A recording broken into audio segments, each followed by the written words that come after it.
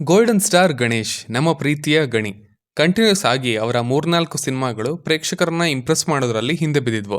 ಹಾಗಾಗಿನೇ ಅವರ ಮುಂದಿನ ಸಿನಿಮಾಗೆ ಒಂದು ಬಜ್ ಅಂತ ಕೂಡ ಹುಟ್ಕೊಂಡಿರಲಿಲ್ಲ. ಆ್ಯಂಡ್ ಆ ಸಿನಿಮಾದ ಟೀಮ್ ಅವರು ಒಂದು ಟ್ರೈಲರ್ನೇ ಆಗಲಿ ಅಥವಾ ಟೀಸರ್ನೇ ಆಗಲಿ ಬಿಟ್ಟಿರಲಿಲ್ಲ ಕೂಡ. ಬಟ್ ಅದರ ಹಾಡು, ಸ್ಪೆಷಲಿ ಒಂದು ಹಾಡು ಹಿಟ್ ಆಗಿ ಬ್ಲಾಕ್ ಬಸ್ಟರ್ ಆಗಿ ಎಲ್ಲರನ್ನ ತಲುಪಿ ಆ್ಯಂಡ್ ಜನಗಳನ್ನು ಥಿಯೇಟರ್ಗೆ ಎಳ್ಕೊಂಡು ಬಂತು. ಅದರಿಂದ ಸಿನಿಮಾ ಕೂಡ ಹಿಟ್ ಆಯಿತು. ಇನ್ಫ್ಯಾಕ್ಟ್ ಲಾಂಗ್ ರನ್ನ ಪಡ್ಕೊಂಡಂಥ ಕೆಲವೇ ಸಿನಿಮಾಗಳಲ್ಲಿ ಇದು ಕೂಡ ಒಂದು ಅಂತ ಹೇಳ್ಬೋದು ಈಗಿನ ಟೈಮ್ನಲ್ಲಿ. ಅದೇ ಕೃಷ್ಣಂ ಪ್ರಣಯ ಸಖಿ. ಈಗ ಈ ಸಿನಿಮಾದಿಂದ ಗಣೇಶ್ ಅವರು ಮತ್ತೆ ಕಮ್ಬ್ಯಾಕ್ ಮಾಡಿದ್ದಾರೆ. ಆ ಫ್ಯಾಮಿಲಿ ಎಂಟರ್ಟೈನ್ಮೆಂಟ್ ಝೋನ್ನಲ್ಲಿ ಇನ್ನೂ ಬಾಕಿ ಇರೋವಂಥ ಕಥೆಗಳಿಗೆ ಹಾಗೆ ಅವುಗಳನ್ನು ಬರೆದಿರೋ ಅಂಥ ಡೈರೆಕ್ಟರ್ಸ್ಗೆ ಹಾಗೆ ರೈಟರ್ಸ್ಗೆ ಮೊದಲ ಚಾಯ್ಸ್ ಆಗಿದ್ದಾರೆ. ಸೊ ಹಾಗಾಗಿನೇ ಗಣೇಶ್ ಅವರ ಕೈಯಲ್ಲಿ ಈಗ 5 ಸಿನಿಮಾಗಳಿದ್ದಾವೆ. ಅವುಗಳೆಲ್ಲದರ ಅನೌನ್ಸ್ಮೆಂಟ್ ಆಯಿತು ಅವರ ಬರ್ಡೇ ದಿನ. ಸೊ ಬನ್ನಿ, ಗಣೇಶ್ ಅವರು ಯಾವ್ಯಾವ ರೀತಿಯ ಸಿನಿಮಾಗಳನ್ನ ಮಾಡ್ತಾ ಇದ್ದಾರೆ, ಯಾರ್ಯಾರ ಜೊತೆ ಅನ್ನೋದನ್ನ ಸ್ವಲ್ಪ ನೋಡ್ಕೊಂಬರೋಣ. Number 1, yours sincerely Ram. ನಿನ್ನೆ ಕೂಡ ಇದರ ಬಗ್ಗೆ ಮಾತನಾಡಿದ್ವಿ ಸೆಪರೇಟ್ ಆಗಿ, ಡೀಟೇಲ್ಡ್ ಆಗಿ. ಅದನ್ನು ನೀವು ಹೋಗಿ ನೋಡ್ಬೋದು. ಇದನ್ನು ವಿಖ್ಯಾತ್ ಅವರು ಡೈರೆಕ್ಟ್ ಮಾಡ್ತಾ ಇದ್ದಾರೆ. ಪುಷ್ಪಕ ವಿಮಾನ, ಮಾನ್ಸೂನ್ ರಾಗ ಸಿನಿಮಾಗಳನ್ನು ಪ್ರೊಡ್ಯೂಸ್ ಮಾಡಿರುವಂಥವ್ರು. ಈಗ ಮೊದಲ ಬಾರಿಗೆ ಡೈರೆಕ್ಷನ್ಗೆ ಇಳಿದಿದ್ದಾರೆ. ಇಲ್ಲಿ ರಮೇಶ್ ಅವರು ಕೂಡ ಆ್ಯಕ್ಟ್ ಮಾಡ್ತಾ ಇದ್ದಾರೆ. ಇದರ ಗ್ಲಿಮ್ಸ್ ಫಸ್ಟ್ ಲುಕ್ ಟೀಸರ್ ಏನಿತ್ತು ಅದು ಇಂಟ್ರೆಸ್ಟಿಂಗ್ ಆಗಿತ್ತು. ಹಾಗೆ ಬಿಟ್ಟಂಥ ಪೋಸ್ಟರ್ಸ್ ಕೂಡ ಪ್ರಾಮಿಸಿಂಗ್ ಆಗಿದ್ವು. ಅದರಲ್ಲೂ ಮೊನ್ನೆ ಬಿಟ್ಟಂಥ ಪೋಸ್ಟರ್ ತುಂಬಾ ಮೆಟಫಾರಿಕಲ್ ಆಗಿ ಹಾಗೆ ಕಲರ್ಫುಲ್ ಆಗಿ ಇತ್ತು. ಸೊ ಸಿನಿಮಾ ಒಂದು ಎಮೋಷನಲ್ ಡ್ರಾಮಾ ಆಗಿರುತ್ತೆ ಅಂತ ಅನಿಸ್ತಾ ಇದೆ. ಎಕ್ಸಾಕ್ಟ್ಲಿ ಕಥೆಯ ಬಗ್ಗೆ ಈಗಲೇ ಹೇಳೋದಕ್ಕೆ ಆಗಲ್ಲ ಅಂದ್ರೂ ಕೂಡ ಒಂದು ಪತ್ರವನ್ನು ತಲುಪಿಸುವಂಥ, ಒಬ್ಬರನ್ನ ಹುಡುಕುವಂಥ ಪ್ರಯಾಣದಲ್ಲಿ ಈ 2 ಕ್ಯಾರೆಕ್ಟರ್ಗಳು ಏನೇನೆಲ್ಲ ಚಾಲೆಂಜಸ್ನ ಅನುಭವಿಸ್ತಾರೆ ಅನ್ನೋದ್ರ ಮೇಲೆ ಇರುತ್ತೆ ಅಂತ ಅನಿಸ್ತಾ ಇದೆ ಈ ಸಿನಿಮಾ. ಇಲ್ಲಿ ತನಕ 50-60% ಶೂಟಿಂಗ್ ಕಂಪ್ಲೀಟ್ ಆಗಿದೆಯಂತೆ. ಸಿನಿಮಾದ ಟೀಮ್ ಡಿಸೆಂಬರ್ಗೆ ಬರಬೇಕು ಅಂತ ಪ್ಲ್ಯಾನ್ ಮಾಡ್ತಾ ಇದ್ದಾರೆ. ಬಟ್ ಇನ್ನು ಅದು ಕನ್ಫರ್ಮ್ ಆಗಿಲ್ಲ ಕೂಡ.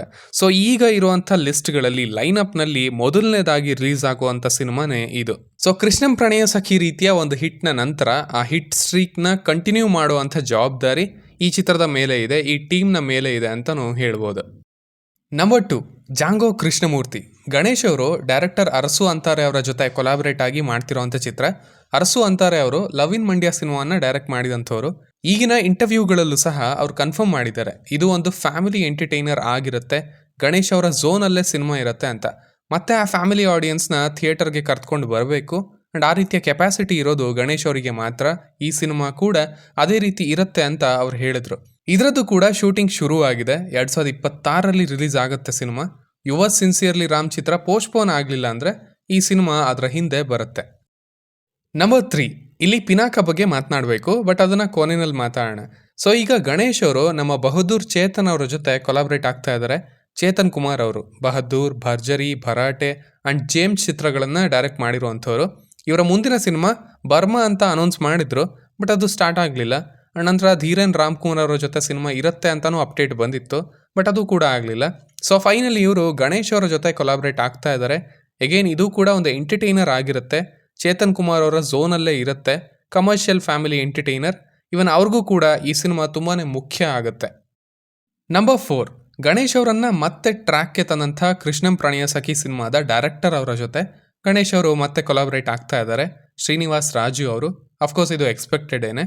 ಇದು ಒಂದು ಮ್ಯೂಸಿಕಲ್ ರೊಮ್ಯಾಂಟಿಕ್ ಕಾಮಿಡಿ ಸಿನಿಮಾ ಆಗಿರುತ್ತಂತೆ. ಇದಕ್ಕೆ ಮಲಯಾಳಂನ ಹೃದಯಂ ಸಿನಿಮಾದ music director Heysham Abdul Wahab ಅವರನ್ನು ಮ್ಯೂಸಿಕ್ ಡೈರೆಕ್ಟರ್ ಆಗಿ ಆಯ್ಕೆ ಮಾಡ್ಕೊಂಡಿದ್ದಾರೆ. ಶೂಟಿಂಗ್ ಪ್ರಾಬಬ್ಲಿ 2026ರಲ್ಲಿ ಶುರು ಆಗುತ್ತೆ. ಆ್ಯಂಡ್ 2026ರಲ್ಲೇ ಸಿನಿಮಾನು ಬರುತ್ತೆ ಅಂತ ಅಂದ್ಕೊಳ್ತೀನಿ. ಇನ್ನು number 5, Pinaka. Telugu production house people media factory ಕನ್ನಡದಲ್ಲಿ ಬಂದು ಒಂದಷ್ಟು ಸಿನಿಮಾಗಳನ್ನು ಪ್ರೊಡ್ಯೂಸ್ ಮಾಡೋದಕ್ಕೆ ಪ್ಲ್ಯಾನ್ ಮಾಡಿದ್ದಾರೆ. ಅದರಲ್ಲಿ ಇದೇ ಮೊದಲನೆಯದು. ಕೊರಿಯೋಗ್ರಾಫರ್ ಧನಂಜಯ ಅವರು ಮೊದಲ ಬಾರಿಗೆ ಡೈರೆಕ್ಷನ್ ಮಾಡ್ತಾ ಇದ್ದಾರೆ. ಗಣೇಶ್ ಅವರು ಡಿಫ್ರೆಂಟ್ ಅವತಾರದಲ್ಲಿ ಕಾಣಿಸ್ಕೊಳ್ತಾ ಇದ್ದಾರೆ ಕೂಡ. ಕ್ಷುದ್ರ ಶಕ್ತಿ, ಬ್ಲ್ಯಾಕ್ ಮ್ಯಾಜಿಕ್ ಈ ಎಲ್ಲ ವಿಷಯಗಳ ಮೇಲೆ ಸಿನಿಮಾ ಬೇಸ್ ಆಗಿರುತ್ತೆ ಅಂತ ಹೇಳ್ತಾ ಇದ್ದಾರೆ ಕೂಡ. ಬಟ್ ಅವರು ಇಲ್ಲಿ ತನಕ ಬಿಟ್ಟಂಥ ಪೋಸ್ಟರ್ಸ್ ಆಗಲಿ, ಆ ಗ್ಲಿಮ್ಸ್ ಆಗಲಿ ಯಾವುದೂ ಸರಿ ಇರಲಿಲ್ಲ. ಎಕ್ಸ್ಟ್ರೀಮ್ಲಿ ಬ್ಯಾಡ್. ಕಂಪ್ಲೀಟ್ ಎಐನ ಯೂಸ್ ಮಾಡಿಕೊಂಡು ಕೊಟ್ಟಿರೋವಂಥ ಗ್ಲಿಮ್ಸಲ್ಲಿ ಏನೂ ಸರಿ ಹೊಂದಲಿಲ್ಲ. ಇನ್ನು ಪೋಸ್ಟರ್ಸ್ನಲ್ಲಿ ಆ ಕನ್ವಿಕ್ಷನ್ ಕಾಣಿಸ್ತಾ ಇಲ್ಲ. ಇನ್ಫ್ಯಾಕ್ಟ್ ಈ ಬರ್ಡೇಗೆ ಅಂತ ಒಂದು ಪೋಸ್ಟರ್ನ ಬಿಟ್ಟಿದ್ದಾರೆ. ಅದು ಇದನ್ನು ಅಫಿಷಿಯಲ್ ಪ್ರೊಡಕ್ಷನ್ ಹೌಸ್ನ ಹ್ಯಾಂಡಲ್ಲೇನೆ ಶೇರ್ ಮಾಡಿತ್ತು. ಕೆಳಗಡೆ ಲೈನ್ಸ್ ಇನ್ನು ಹಾಗೇ ಇದೆ, ಇದರಲ್ಲಿ ಎಡಿಟೇ ಆಗಿಲ್ಲ. ಆಲ್ಸೋ ಈ ಪ್ರೊಡಕ್ಷನ್ ಹೌಸ್ ತೆಲುಗುನಲ್ಲೂ ಅಷ್ಟೇ ಇವರ VFX ಅದರ ಎಕ್ಸಿಕ್ಯೂಷನ್ ಸರಿ ಇರಲ್ಲ ಅನ್ನೋ ಟ್ಯಾಗ್ ಇದೆ, ಆಪಾದನೆ ಇದೆ ಇವರ ಮೇಲೆ. So I am really scared. ನಾನು ನಾರ್ಮಲಿ ಈ ಥರ ಹೇಳೋದಿಲ್ಲ ಸಿನಿಮಾ ಬರೋಕ್ಕಿಂತ ಮುಂಚೆನೇ, ಬಟ್ ಅಟ್ಲೀಸ್ಟ್ ಅವರು ಬಿಟ್ಟಿರೋದು ಒಂದು ಚೂರು ಸರಿ ಇಲ್ಲ ಅನ್ನೋದು ಅವ್ರಿಗೆ ತಲುಪಬೇಕು. ಈ ಕ್ವಾಲಿಟಿಯಲ್ಲಿ ಡೆಫಿನೆಟ್ಲಿ ಆಗೋದಿಲ್ಲ ಅನ್ನೋದು. ಸ್ಕ್ರಿಪ್ಟ್ ಎಷ್ಟೇ ಚೆನ್ನಾಗಿದ್ರು ಇದೇನೇ ಹಾಳು ಮಾಡಿಬಿಡುತ್ತೆ ಇಡೀ ಸಿನಿಮಾನ. ಸೊ ಐ ಹೋಪ್ ಗಣೇಶ್ ಅವರೇ ಸ್ವಲ್ಪ ಇನಿಷಿಯೇಷನ್ನ ತಗೊಂಡು ಸ್ವಲ್ಪ ಒಳ್ಳೆ ಕೆಲಸ ಹೊರಗೆ ಬರೋ ಹಾಗೆ ಮಾಡಿಸ್ಲಿ ಅಂತ ಕೇಳ್ಕೊಳ್ತೀನಿ. ಇಲ್ಲಾಂದರೆ ಡೆಫಿನೆಟ್ಲಿ ಕಷ್ಟ ಆಗುತ್ತೆ ಅವರ ಹೆಸರಿಗೇನೆ, ಎಫರ್ಟ್ಸ್ಗೇನೆ. ಸೊ ಇಷ್ಟು ಈಗಿರುವಂಥ ಲಿಸ್ಟ್. ಇಂಡಸ್ಟ್ರಿಗೆ ಗಣೇಶ್ ಅವರು ಬೇಕು, ಅದರಲ್ಲೂ ಒಳ್ಳೆ ಫಾರ್ಮಲ್ಲಿ ಇರುವಂಥ ಗಣೇಶ್ ಅವರು ಬೇಕು. ವರ್ಷದಲ್ಲಿ 2 ಸಿನಿಮಾಗಳು ಬರುತ್ತವೆ, ಹಾಗೆ ಪ್ಲ್ಯಾನ್ ಮಾಡ್ಕೊಳ್ತಾ ಇದ್ದಾರೆ ಕೂಡ. ಆ್ಯಂಡ್ ಫ್ಯಾಮಿಲಿನ ಟಾರ್ಗೆಟ್ ಮಾಡ್ತಾ ಇದ್ದಾರೆ. ಸೊ ಲೆಟ್ಸ್ ಹೋಪ್ ಅವರ ಝೋನಲ್ಲಿ ಅವರು ಹೊಸ ಹೊಸ ಕಥೆಗಳನ್ನು ಕೊಡ್ತಾರೆ ಅಂತ. ಆ್ಯಂಡ್ ಅವುಗಳ ಗ್ಯಾಪಲ್ಲೇ ಒಂದಷ್ಟು ವೆರೈಟಿ ಸಿನಿಮಾಗಳನ್ನು ಮಾಡ್ತಾರೆ ಅಂತ. ಸೊ ಇಷ್ಟು ನಾನು ಹೇಳಬೇಕು ಅಂತ ಅಂದ್ಕೊಂಡಿದ್ದು. ಇನ್ನು ನಿಮಗೆ ಈ ಪಿನಾಕ ಸಿನಿಮಾದ ಪೋಸ್ಟರ್ಸ್ ಹೇಗೆ ಅನ್ಸಿದ್ವು ಆ್ಯಂಡ್ ಗ್ಲಿಮ್ಸ್ ಬಗ್ಗೆ ಏನಾದರೂ ನೀವು ಹೇಳಬೇಕು ಅಂತ ಅಂದ್ಕೊಂಡ್ರೆ ಅದನ್ನು ಖಂಡಿತ ಕೆಳಗಡೆ ತಿಳಿಸಿ. ಆ್ಯಸ್ ಯೂಶುವಲ್ ಸಿಗ್ತಾ ಇರೋಣ.